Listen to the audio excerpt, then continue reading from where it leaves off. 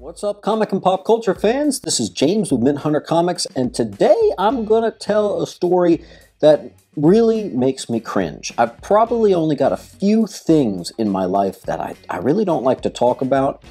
This is one of them, so bear with me, this is going to get difficult. I thought I'd bite the bullet and finally do a video talking about this. But yeah, no joke, this is something even amongst friends, I just don't bring up. So I'm going to tell you the story of why I don't talk about Pokemon.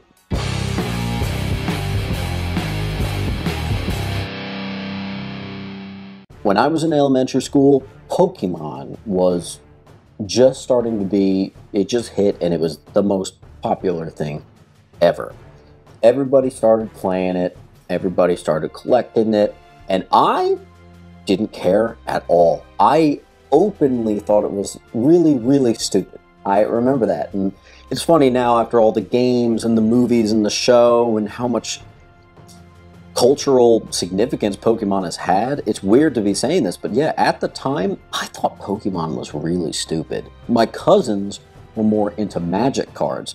Now that I thought was a little cooler, but there was something I guess I thought it was too dorky. Now I know that that's pretty crazy coming from me because I'm the biggest dork there pretty much is, but I really, at the time, I thought it was cringy and I just couldn't wrap my head around it. Everyone during recess would play Pokemon, and I just wasn't interested. But I had one friend named Eric. Eric had a bunch of Pokemon cards, but he was always focused more on actually collecting them and not playing them. And I thought that was super interesting because I was a comic book kid. I knew all about wanting to, find where this story began and collecting that. I totally had the collector's mentality from pretty much jump. Eric collected Pokemon cards. He wasn't interested in playing them. I mean, he didn't want people touching his cards. Eric amassed a pretty big collection, and I would come over and hang out with him, and I thought that was cool. I didn't like Pokemon, but I thought his collecting was pretty cool. Even from an early age, I thought it was really fun just to hear someone talk about something they love. And he just loved going into what character this was and why he's cool and blah, blah, blah. And like, oh, this is this numbered sequence in all the Pokemon, whatever. Eric's parents were extremely religious. And at the time, I know it's crazy to think, but Pokemon stands for Pocket Monsters. And his parents found it to be inappropriate. They thought that it was deviant, like playing with these pocket monsters, I guess, was not biblical, or he wasn't focused on God. I don't really know. It was a harmless kids game and collecting thing. I don't really understand it. But it did go on, and I remember a couple kids' parents at the time did have an issue with Pokemon. And I think a few other things. Like I remember, I knew this one kid's that parents wouldn't let him watch Teenage Mutant Ninja Turtles for the same reasons. Like, I don't get it, but who am I to judge? Whatever. Eric's parents weren't cool with the collection, and they wanted to throw it all out. Well, Eric wasn't gonna just let that happen, so he came to me because I was always the one that appreciated the more collecting side of it. Even though I didn't really know anything about it, I didn't like Pokemon openly. I had the collector's mentality, and I guess he thought maybe down the line I'd appreciate it. So he convinces his parents to give it to me, and they come over and they bring a massive tub filled with binders and binders and binders of these cards. There were binders, but there were also troughs of cards too, just a huge collection. I'm sure he went through a lot of emotional baggage. I wonder if he still thinks about it. I honestly haven't talked to him in probably 15 years, so I don't know. He gives them all to me, so I've just got these things. But it wasn't until college that I kind of developed an actual appreciation for Pokemon. And one of my buddies, freshman year, had the old GameCube, and he had some Pokemon game on there. He turns me onto this frickin' game, and I just had so much fun. Literally, we would come over and just get absolutely trashed. Oh, excuse me. I was 18. We would drink lots of soda, and my freshman year was a weird year in that I arrived at school in August, mid-August, so I arrived super early to college. It was the first time in college. I guess I just wanted a jump start. And I never came home until Thanksgiving break. That's important for this story. I'm talking about like how much I love this game, and he starts talking about Pokemon. I was like, oh, by the way, I mean, I don't know what to do with this. You know, I've had it for all these years, dude. We got all these binders and binders and binders of all these Pokemon cards. Now, granted, Pokemon cards have started to blow up, but even then, he was like, dude, you know those are like worth a lot of money. I was like, wait, for real? Like, dude, there's thousands of these. They can't be worth a lot of money. He's like, no, dude, I'm serious. They're worth a lot of money. He's like, well, what do you got in there? I was like, I don't know, Pikachu, Charizard. I literally start naming all the names you're just supposed to know that you might hear in passing. And I was like, yeah, there's multiple pages. There's tons of duplicates, and that's true.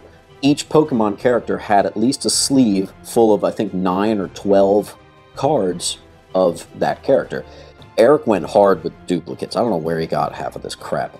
And, like, I could literally see it in my friend's eyes. He's just like, how is this possible? And he's like, okay, look, man, when you go back home, bring them back. He's like, you can literally pay off your tuition now. He's like, you could pay your parents' mortgage. I'm like, you're out of your mind. What do you, like, you don't know what you're talking about, dude. So I started doing some research. Now, keep in mind, guys, this is over 10 years ago.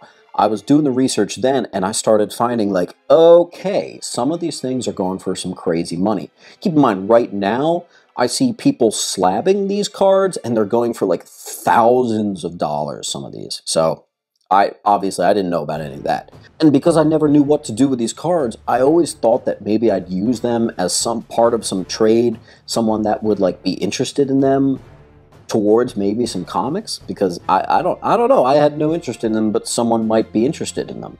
Well, it turns out they were worth a gajillion times more than the comics I was interested in. So I'm like, okay, wow. I go home on Thanksgiving break. I'm at home. I'm looking for these things. I'm going all through the attic because I know exactly where they are.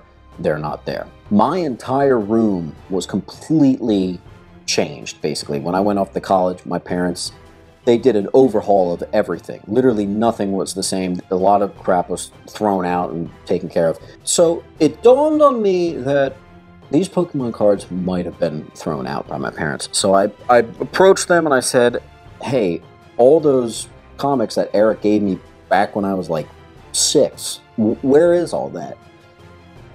And they did tell me that it was all thrown out. Not given to Goodwill, not given to like a kid down the street, thrown out.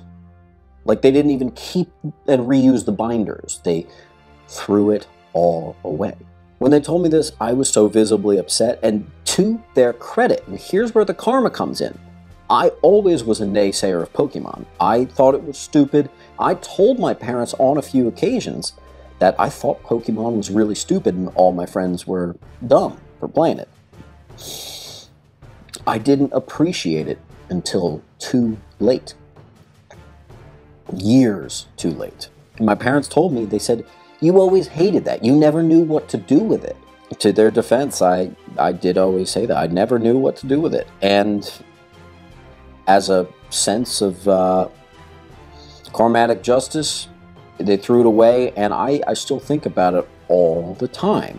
Now, I got to give you guys an idea of what was in there. And the people watching this video that know about Pokemon are about to have a heart attack. I do hope that someone finds this video in like 50 years when these things are like going for the same amount of money as like the first appearance of Superman or whatever. And they find this video and it just really ruins their day. Guys, I mentioned he had everything. Duplicates of Pikachu, like blah, blah, blah. Eric's favorite character was Charizard. My favorite character was Mewtwo, but Charizard was really cool. This giant orange dragon, just super cool. He had all the different stages of evolution for it, whatever. I'm talking like a Pokemon guy. I have no idea what I'm talking about. I still barely know anything about this. I know for a fact that there were multiple pages in those binders of just Charizard. I know it because I remember it. There were multiple pages of Bulbasaur and a lot of those kind of, I guess, iconic characters now. Some of you are going to ask, was it shadowless and was it regular? I don't know. That part, there's no way I could remember. I didn't know enough about them. Clearly, I'm not going to remember if they were shadowless. All I know is that they were carefully put away with tons and tons of duplicates, and frankly, he never let anybody touch them. So they would have been in pretty primo shape. You know, binders and binders of this stuff. And for all the excess, he had a bunch of troughs full of them. There was so much of it. So much, like over 1,000. I think if I remember correctly, he inherited someone else's collection into his collection, and that's maybe why it was so big, and then it came to me, the kid who didn't really like Pokemon. Well, I happen to know what Charizards go for right now, or really a lot of those early ones, and it turns out that my friend from college was right. I could have paid my whole tuition. I could pay my parents' mortgage. From the sounds of it, I could pay my parents' mortgage and then, like, go get myself a house. The value on those things has just gotten so ridiculous, especially during the pandemic where all collectibles got huge, and now they're being graded and slabbed. The potential on those lost things is just huge. And I don't like to talk about it for a few reasons. I don't like living with the fact that I didn't appreciate them, and maybe because of that, they were thrown out. I don't like talking about how much money it is that I lost, really. It's extremely uncomfortable. I don't bring it up anymore, but for a few years, I kind of nastily blamed it on my parents a little bit. And that's not fair. You know, what do they know? Parents have been throwing away collectibles for decades, right? Well, I got the idea that it was upsetting them to constantly be reminded of this, so I certainly don't bring it up to my parents anymore, because I don't think it's fair, and I have to take responsibility myself. But the reality is, thousands and thousands and thousands and thousands and thousands and thousands and thousands of dollars was thrown out when I went to college, and it's never coming back.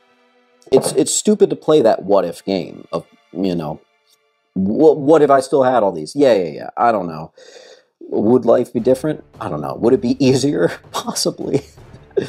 But, you know, what are you going to do, guys? You have to move on from upsetting events like this. You can't let it have control over you. So it's probably good that I'm able to talk about it now. And for many years, I just couldn't talk about it. I would start thinking of the story and I'd get red in the face. It was just such a disaster. But things worked out for a reason. I'm an active dork in an awesome comic community. I've fully embraced all collections. Whatever you want to collect is music to my ears. Good for you. Go out and keep on hunting. I just wished that I had appreciated a collection that I didn't exactly appreciate at the time a little bit earlier. Guys, that's my story. If you want to stick around to the end, I got something from the CEO of Dynamite Comics. I'm pretty excited because I don't know what this is. So as a complete change of tone from depressing to what the heck is this, we got an act of kindness, so let's go ahead and open this up. Okay guys, this is pretty cool.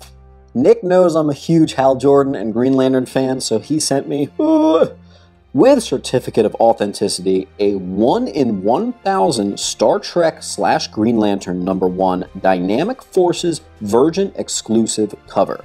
Oh, that is awesome. And I see something else is in here. I think I know what it is, and if it is, this is extremely generous. Oh boy. Oh my God. Oh. Hand drawn from the artist Jay Lee. This is a special Green Lantern Where There's a Will, There's a Way. Signed by the artist. Awesome special drawing just for me. Nick, holy crap. Let's take a look at this thing. Look at those beautiful blacks. Yeah, this is absolutely gorgeous. Nick, you mentioned this before, but seeing it in person is just absolutely insane. Buddy, thank you. Guys, why don't we take a moment and go over to Dynamite and give them a subscribe. And don't forget to stay tuned for all of their awesome weekly comic books like Vampirella, Red Sonja, James Bond, all this awesome stuff. Nick Barucci from Dynamite is one of the awesomest, is that a word? Sure. One of the best dudes for the industry. And he believes in this industry so much, and he's a New Jersey boy like myself, so we've met up a few times. I'm actually designing something for him. I'll get into the details of that a little later. Just no one believes in you like this dude. He supports a lot of YouTubers out there like myself. He's just one of the coolest guys ever. And it's just further proof of how awesome this community is. So, Nick, you're the real MVP. I gotta get this thing framed right away. That is seriously awesome. So, guys, go ahead and give Dynamite a shout. Massive thanks to Nick Barucci, the CEO of Dynamic Forces and Dynamite Comics. This is absolutely insane. And what a great way to end a video talking about sadness and regret. Now I've got something awesome for the collection that I'm going to appreciate the hell out of. Thanks, my man. And as always, guys, keep on hunting, whatever that hunt may be.